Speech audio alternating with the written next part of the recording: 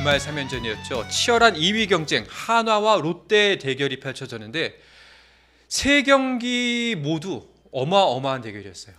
역대급 3연전이 아니었나. 네. 네, 올 시즌만 놓고 보면요. 정말 재밌는 3연전이 이 3연전 내내 좀 이어졌던 것 같은데요.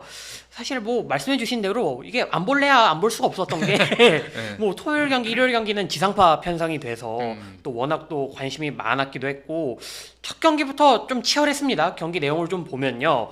한화가 어쨌든 3연전 첫 경기를 좀 잡았습니다. 첫날 같은 경우에는 외국인 선수 이 라이언 와이스 선수가 8이닝 4피안타 11탈삼진 2실점을 기록하면서 한화를 승리로 이끌었고요. 이튿날에는 이 롯데자이언츠의 내야수 손호영 선수가 데뷔 첫 5안타 활약을 펼쳤고 결승타까지 좀 터뜨리면서 롯데의 승리를 안겼습니다.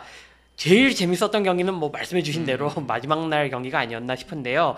한화가 6대0으로 앞서고 있다가 롯데가 이 5회 초에만 6득점 하면서 동점을 만들었고요. 한화가 6회 말에 이제 다시 1득점을 했는데, 야, 9회 초에 전준우 선수가 극적인 솔로 홈런을 터뜨리면서 두 팀의 경기 연장 승부에 돌입을 했는데요. 결국에 이 한화가 웃었습니다. 10회 말 2사 만루에서 문현빈 선수가 밀어내기 볼넷을 얻어내면서 한화의 위닝 시리즈로 3연전이 마무리됐습니다. 네. 진짜 첫 경기와 두 번째 경기 2점 차. 근데 마지막 경기 1점 차 승부긴 했습니다만 사실상 이 세 경기가 모두 종이 한 장 차이처럼 보였거든요. 그러니까 지난주에 롯데가 그 6경기 내내 재밌는 야구를 했어요. 그 화수목은 LG하고 할 때도 네. 그 1차 아까 화요일 경기 때 그 1, 2에 10점을 그러니까 시점했잖아요. 그러면서 뭐 그냥 끝나는 경기인데 어떻게 이렇게 쫓아가면서 그러니까요. 예, 그 상대 팀의 간담을 서늘케 하는 그런 장면이 나올 정도였는데 롯데가 확실히 좀 달라졌다. 예, 6경기 내용이 상당히 좋았습니다. 네. 일단은 이 세 경기 주말 3연전을 중심으로 좀 이야기를 나눠보면은 첫 번째 대결 물론 2점 차로 한화가 와이스 선수의 호투에 힘입어서 앞서가긴 했습니다만 끝까지 긴장을 놓칠 수는 없었어요.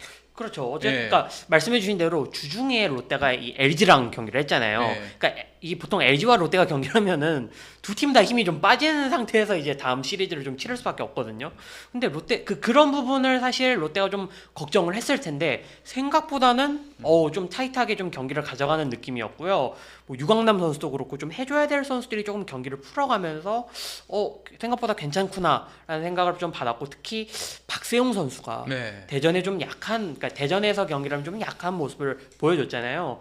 이번 3연전에서 보여줬던 박세웅 선수는 좀 그래도 이전과는 조금 다른 모습이구나. 그래도 선전을 했구나라는 좀 느낌을 받았고 그리고 사실 지금 롯데가 이 황성민 선수가 좀 부상으로 빠지는 네. 상황이 있잖아요. 근데 장두성 선수가 원래는 이 선수가 대주자나 좀 대수비 역할을 좀 맡다가 지난해에는 그래도 좀 많은 타석수를 소화하면서 30타수 6안타 3할 이 정도면 그래도 본인의 역할을 30타수 9안타 3할이죠. 예. 본인의 역할을 좀 해줬다라고 좀 보여지거든요. 그리고 아까 말씀드렸던 것처럼 손호영 선수가 이 지난주에 20타수 9안타 4할 오픈에 1홈런 7타점 그리고 뭐 윤동희, 전준우, 유강남, 고승민, 뭐 빅터 레이스 정말 모든 선수들이 고른 활약을 펼치면서 지난주에 롯데의 팀 타율이 3할 1푼 전체 1위였습니다. 근데 결과적으로 롯데가 좀 빵빵빵 치는 야구를 했음에도 불구하고 결국엔 조금 생각보다 많은 승수를 쌓지 못한 건 마운드 때문이 아니었을까.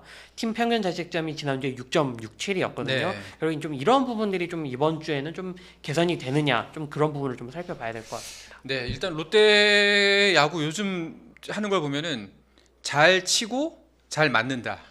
라고 이제 평가를 할 수가 있거든요. 네, 실점도 많고요. 득점도 많은 상황입니다. 근데 분명히 아까 단장님이 지적해 주셨던 부분대로 달라진 건 달라진 것 같은 게 저는 이 그 2차전 때 한화의 2타전 때 손호영 선수의 타격 맨 마지막 그 역전 그 적시타 있지 않습니까?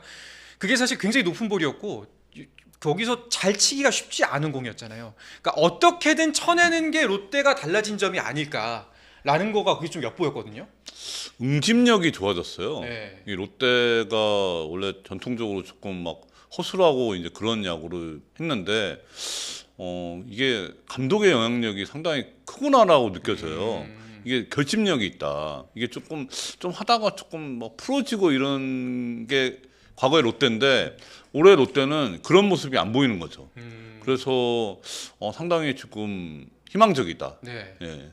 그 아까 감독 이야기가 나와서 그런데 어제 경기에서 전 좀 궁금한 점이 있었거든요. 어찌 보면 승부수면 승부수였을 텐데 그 연장 돌입하고 나서 두 타자 걸은 게 있어요. 그래서 말로 꽉 채운 장면. 네네. 그게 10회 초였나 10회 말이었나 그랬을 겁니다. 9회 9회 말인가? 네, 네. 네, 9회 네. 말. 네. 9회 말에. 그래서 이게 김태형 감독의 승부수라면 승부수일 텐데 어쨌거나 질 거 확실하게 승부를 보겠다는 건지 저는 좀 이거 꽤나 큰 도박 아닌가 싶긴 했거든요. 문보경이랑 노시환을 걸렀나요? 아니 아니. 그게 아니고 아니 저기 걸른 거는 문현빈이랑 그죠. 문현빈이랑 노시환 거르고 문현빈, 노시환. 문현빈 그다음 노시환 최은성하고 최은성하고 그쵸, 대결을 했어요. 예. 최은성 김태현하고 맞아. 네. 네. 이거 어떻게 보셨어요? 그게 사실 네. 조금 위험하거든요. 그러니까요. 이게 말루를 채우면은 밀어내기 가능성이 있어요. 실제로도 이제 10회 말에 밀어내기가 나왔잖아요.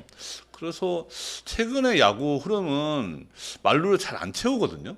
이 밀어내기 위험이 있어갖고 안 채우는데 이제 채웠죠. 이제 그거는 뭐 결과론이기 때문에 이거는 뭐 결과는 어떻게 될지 모르지만 그건 감독이 뭐 어떤 판단이 있었던 거죠. 그러니까 저는 이제 그때까지도 정철원이 마운드에 있었잖아요. 네. 예, 그래서 이 상황에서 뭐 그 선택은 감독이 했으니까 책임은 내가 질 테니 정철원 마음대로 던져봐라라고 네. 힘을 실어준 건 아닌가 이런 생각이 좀 들긴 했거든요. 네네. 뭐 네.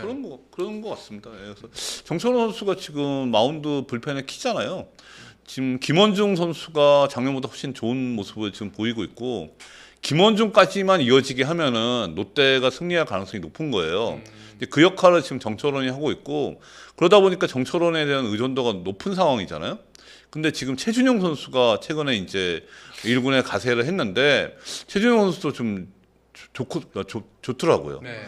그래서 조금 롯데가 이제 불펜 운영에서 좀 희망적인 부분이 아닌가. 예. 자, 아무튼 달라진 모습을 보이면서 비록 루징 시리즈를 했습니다만 롯데를 결코 쉽게 볼 팀이 아니다라는 모습은 확실하게 보여준 것 같습니다. 그렇죠. 아무래도 시즌 전망을 좀 봤을 때 롯데가 과연 작년과 비교했을 때 크게 나아졌을까라는 그런 의문부호가 좀 있었거든요. 근데 올해 하는 모습들을 좀 보았을 때 좀 기존에 있던 멤버들이 어쨌든 지난해보다 좀 더 좋아진 모습을 보여주고 있고 여기에 김태형 감독이 확실히 이 한 시즌을 치르면서 롯데의 좀 전반적인 좀 이해도가 좀 높아졌다고 그래야 될까요? 그래서 좀 투수도 그렇고 야수 파트에서도 그렇고 조금 더 지난해보다는 좀 여유로워진 느낌이 들어서 이 분위기가 그대로 뭐 쉽게 꺾일 것 같진 않는 느낌? 좀 그런 느낌이 들더라고요. 예. 그렇습니다.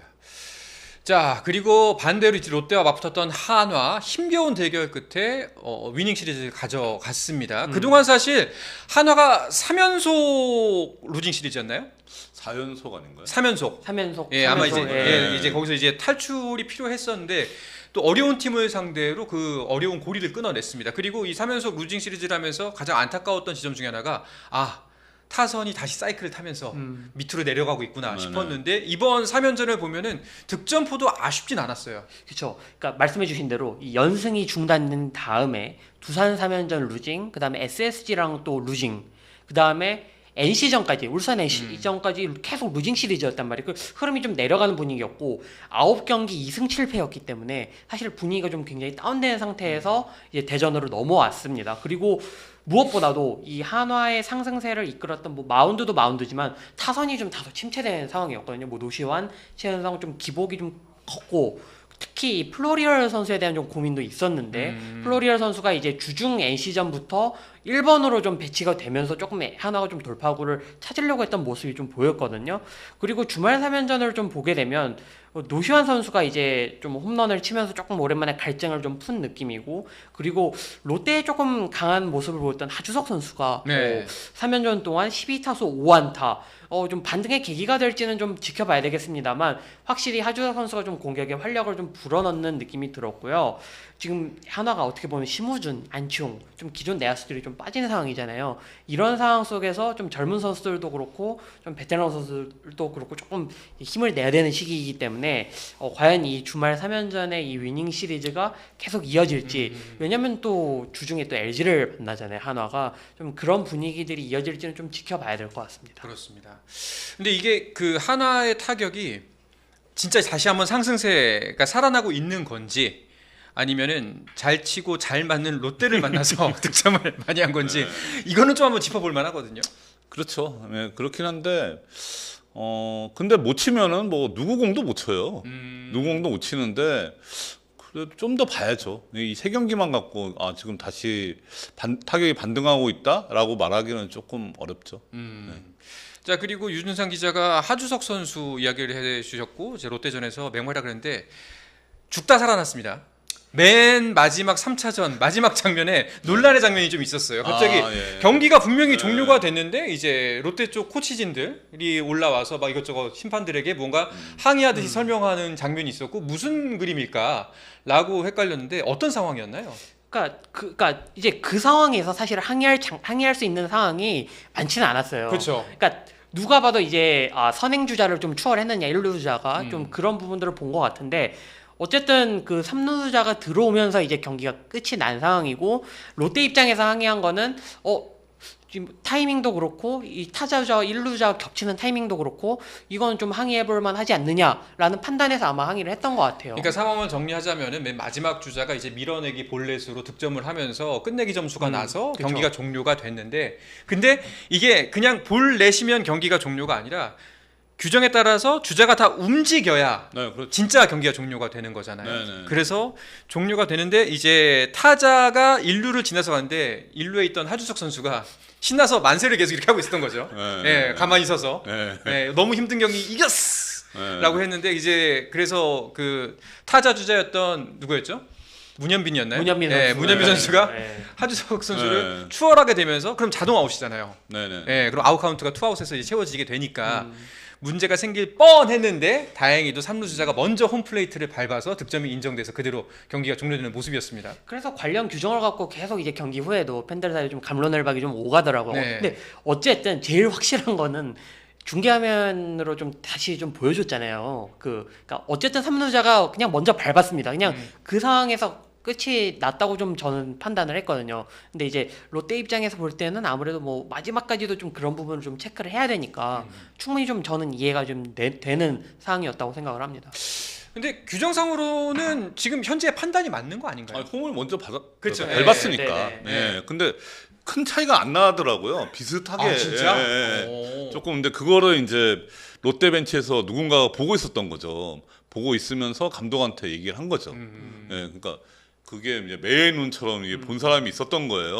대부분 그 장면은 안 볼 것 같은데 그냥 아예 끝났다 그냥 이렇게 집어칠 것 같은데 그 장면을 보고 감독한테 얘기해서 감독이 이제 심판한테 항의를 했는데 사실 그게 추월할 정도가 되려면 타자 주자는 엄청 빨리 뛰고 이게 그 3루 주자는 홈 들어올 때 거의 걸어와야 되거든요. 근데 보통은 뭐 비슷하게 뛰니까 그럴 일은 거의 뭐 없습니다. 그러니까 이제 만화책 같은 거 보면은 자주 나오는 표현인데 잔심이라고 있습니다. 잔심? 승부가 끝난 후에도 그 마음을 놓으면 안 된다.